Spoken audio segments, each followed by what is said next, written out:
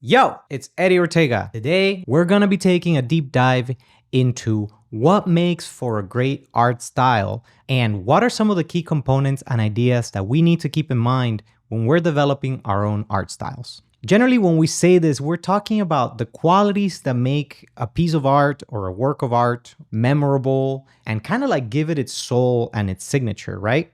So broadly speaking, if you want to understand or execute an art style, I think there's three big categories that we need to think about. Let's start with shape design. Shape design is one of the most important aspects of art style because it refers to the way that an artist interprets or represents the shapes and the forms of the world. Like, are the shapes sharp? Are they round? Are they squiggly, like, Miyazaki's watercolors are always very squiggly, or are they heroic and exaggerated, right? Stylization, when it comes to shape design, has a lot to do with that classical idea of proportions. Like, how are the forms spaced and scaled relative to each other in order to emphasize a specific feeling? This is like the most obvious when you look at something like character proportions, because if the proportions are very naturalistic and realistic, they create a kind of, real life feeling. But if you exaggerate certain features of a character, you can produce a more heroic or cartoony or playful feeling. One of the classic examples of this, at least like in the world of art school, is something like a Pixar movie, right? Like for a long time, everybody considered style or stylization to mean this very specific look that Pixar films had because it's repeatable, it's consistent, it's easy to understand, and it lends the works coming from that studio a very specific and signature look. And look, while this isn't my favorite style personally, I think it's very successful for what it's trying to do, right? Even though many aspects of the style change from film to film, the shape design always has the same emphasis. Big faces, big eyes, anything that makes the character's emotions easy to read and to animate, and round features and playful shapes that make for a very family-friendly, kind of accessible look. That gets me into the next and much more interesting component of art style, the rendering approach. What I mean by rendering approach is the limitations of the medium that we use to represent our subjects. If you look at something like art made with ink or with pencil, it has a very different set of affordances than art made with digital paints or with computer graphics with 3D models, right? The medium determines a lot of what you can and can't do with the art, and oftentimes sets the constraints for the artist to try to actually say or create the image that they're trying to create. Different media have different limitations and possibilities. Think of the difference between painting with ink or with watercolor versus painting with oils. And generally speaking, this kind of blends with a even more abstract concept of kind of expressivity, like how expressive can you be with the medium. Now, you can use the medium in many different ways. For example, again, thinking of Miyazaki's watercolor paintings, they're soft and they're suggestive and they're kind of incomplete, and they give his storyboards and his pre-production for his films a very almost like dreamlike quality, right? And that's entirely because the watercolor and the pencil as a medium choice limit him, constrain him to not be too detailed and too precious, and instead create this sort of airy, kind of breathy quality to his works. Now, contrast that with something a lot more direct, like an anime, where the rendering style has limitations when it comes to lighting and, how detailed the shadows are and everything. A lot of an art pieces is really just told through its mood, and a lot of that mood is completely dependent on the rendering approach, which is in turn limited by the medium. All right, so we've only talked about two different concepts, and I just want to show you just how much we can do by just thinking about those two core ideas, shape design and rendering approach, okay? Let's look at a couple different art pieces and just dissect them from this lens. Again, let's go back to something like Miyazaki's work.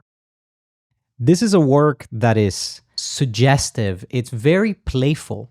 He uses very limited colors to render his subjects, right? His palette is intentionally constrained with just a couple different paint colors, and that has to do with the fact that he's using a watercolor palette, but he's also only using pencils, right? So he has to keep the forms very loose, very simple, and in turn, this kind of gives the work that sort of signature quality that we all love, that's kind of memorable. And so people use words like serene, peaceful, playful, right? It's all in the way that he's using that rendering approach. And then his shape design is also very playful. It's not quite exaggerated, so cartoony that it feels like toy figures, but it's not so realistic that it feels like we're looking at a photograph of someone. And so it has this very human quality while also staying imaginative and free. Let's contrast that with the approach in this piece from Gerard Way's comic National Anthem, illustrated by Leonardo Romero. This shit is awesome, okay? The style here is energetic, it's scratchy, it's grungy, and all of this is harmonious with the topics that are in this comic book, okay?